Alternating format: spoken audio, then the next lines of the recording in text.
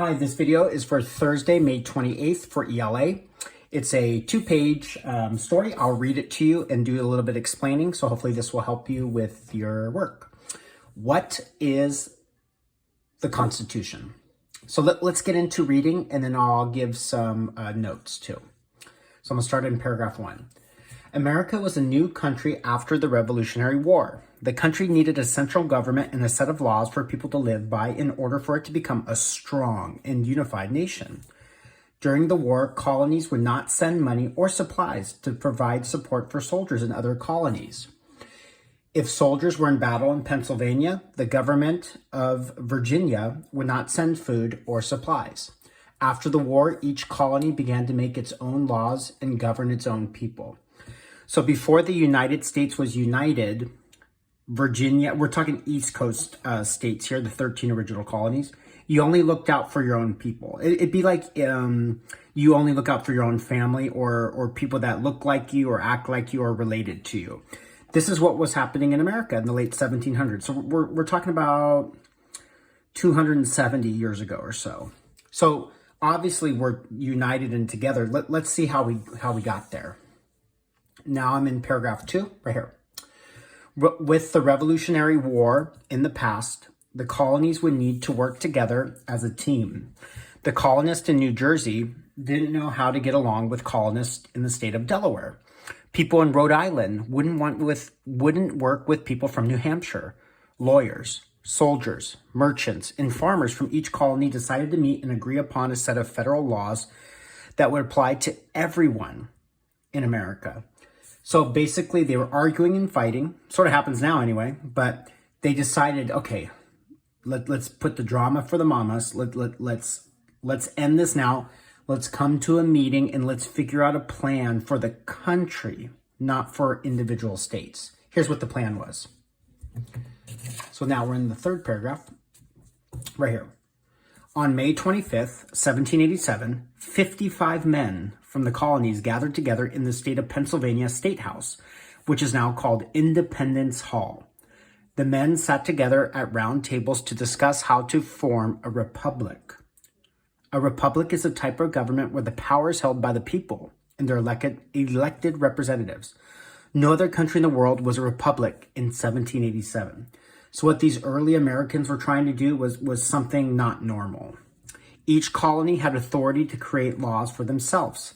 However, representatives from each colony would work together to create federal laws that all citizens would follow. You see this now with the COVID-19. So the rules in California about opening or going to the beach are different than the rules of Nevada. The rules in the state of Michigan are different than the rules in Florida. They're different than the rules in Texas. So we have government rules that are for everybody, but then there's state rules by the governor. Our governor is Governor Newsom. You've probably seen him on the news quite a bit. But he's making the rules for California because he's from California, so he knows what Californians need.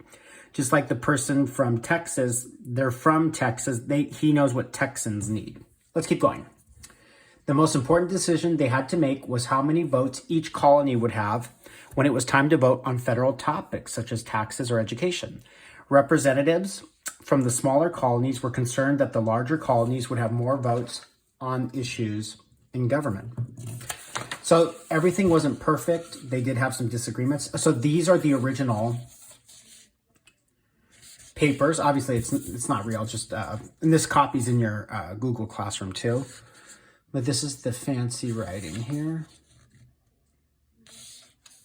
If you've ever seen, it's on Disney Plus if you have it. There's a movie called National Treasure. There's actually 2 of them. In one of the movie, they try to steal the Declaration of Independence. Obviously, it's a fake one, but a lot of the scenes where they film it from is real places, but the paper that they're trying to steal is a fake one.